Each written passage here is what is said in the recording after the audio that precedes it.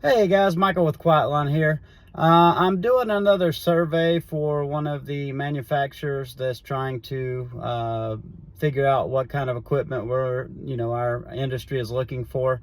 And this survey is targeted towards companies that do similar work to what we do, targeting smaller lawns, one or two man crews. You're doing quarter acre, fifth acre, or smaller lots all day. And the survey, if you'll click the link, you can go to the survey, and it's only like 2 or 3 questions.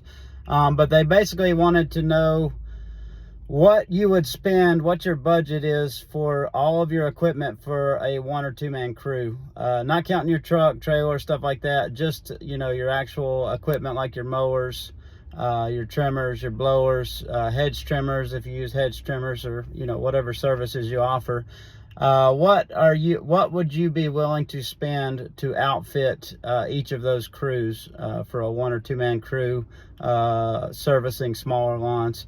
If you wouldn't mind clicking below, that'll help them with some data as far as what they can develop, what will be within that range, kind of get a better idea of what people like us are looking for.